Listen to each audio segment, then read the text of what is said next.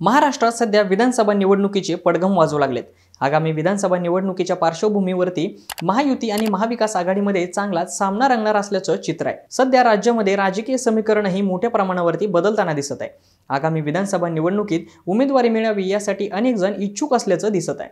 याच पार्श्वभूमीवरती मुंबईमधल्या वांद्रे पश्चिम विधानसभा मतदारसंघात भाजपचे विद्यमान आमदार आशिष शेलार यांच्या विरुद्ध काँग्रेसकडून प्रिया दत्त यांना उमेदवारी देण्याची शक्यता आहे। त्यामुळे आशिष शेलारांविरुद्ध प्रिया दत्त असा सामना रंगणार का अशी चर्चा मोठ्या प्रमाणावर सुरू आहे। काही दिवसांपूर्वी काँग्रेसच्या वर्षा गायकवाड आणि असलम शेख यांनी काँग्रेसचे माजी खासदार असलेल्या प्रिया दत्त यांची भेट घेतली।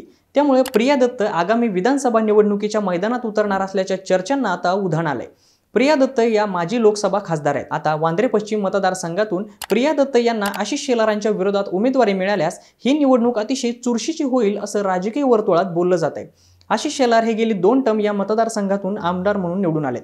त्यामुळे आशिष शेलार हे सलग तिसऱ्यांदा इथून निवडून येणार का की हा मतदारसंघ पुन्हा एकदा काँग्रेसच्या ताब्यात जाणार?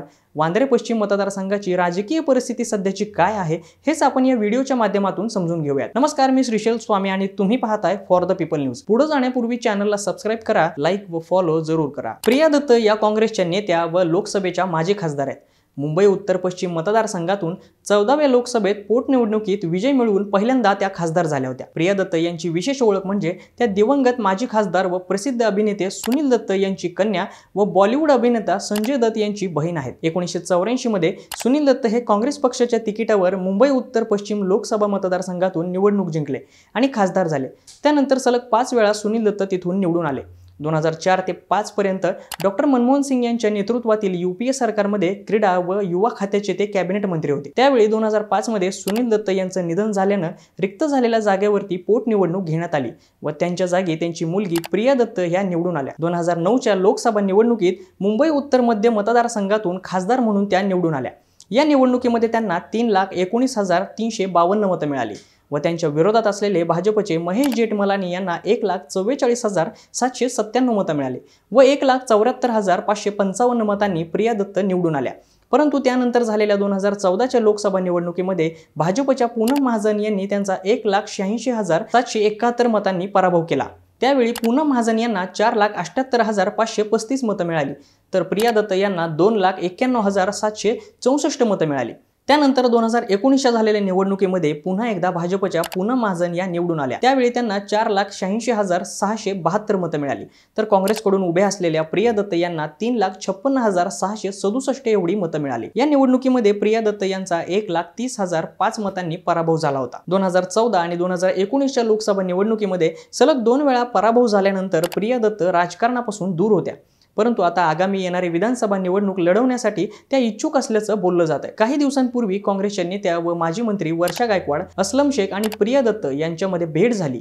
या भेटीनंतर प्रिया दत्त या आगामी विधानसभा निवडणूक लढवणार असल्याच्या चर्चा सध्या सुरू आहेत। प्रिया दत्त या वांद्रे पश्चिम मतदारसंघातून निवडणूक लढवतील असं बोललं जात आहे। परंतु वांद्रे पश्चिम विधानसभा मतदारसंघाची राजकीय परिस्थिती काय आहे ते थोडंसं आपण समजून घेऊया। वांद्रे पश्चिम विधानसभा मतदारसंघ हा मुंबईच्या उपनगर जिल्ह्यातील 26 विधानसभा मतदारसंघांपैकी एक आहे। वांद्रे पश्चिम मध्ये भाजपचे आशिष शेलार हे विद्यमान आमदार आहेत। 2009च्या विधानसभा निवडणुकीत काँग्रेसचे बाबा सिद्दीकी आमदार म्हणून तिथून निवडून आले होते। त्यांना या निवडणुकीमध्ये 59,659 एवढी मतं मिळाली होती तर त्यांच्या विरोधात असलेले भाजपचे उमेदवार आशिष शेलार यांना 57,968 एवढी मतं मिळाली होती। त्यावेळी 1,691 मतांनी त्यांनी भाजपच्या आशिष शेलारांचा पराभव केला होता। त्यानंतर 2014च्या झालेल्या निवडणुकीमध्ये भाजपचे आशिष शेलार हे विधानसभेवरती निवडून आले। त्यांना त्यावेळी 74,779 एवढी मतं मिळाली व काँग्रेसचे बाबा सिद्दीकी यांना 47,868 एवढी मतं मिळाली आणि 26,911 मतांनी बाबा सिद्दीकी यांचा पराभव झाला होता। 2019च्या झालेल्या निवडणुकीमध्ये भाजपचे आशिष शेलार पुन्हा एकदा विधानसभेवर निवडून आले।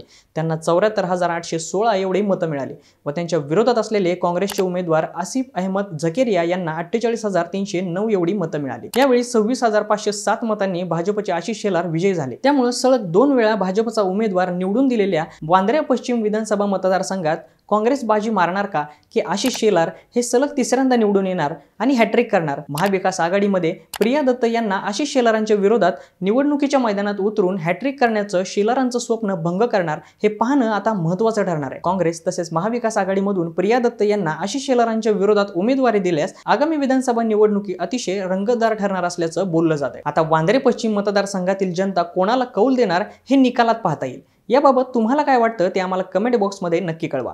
व्हिडिओ आवडल्यास लाईक करा आणि फॉर द पीपल चॅनलला फॉलो करायला विसरू नका। धन्यवाद।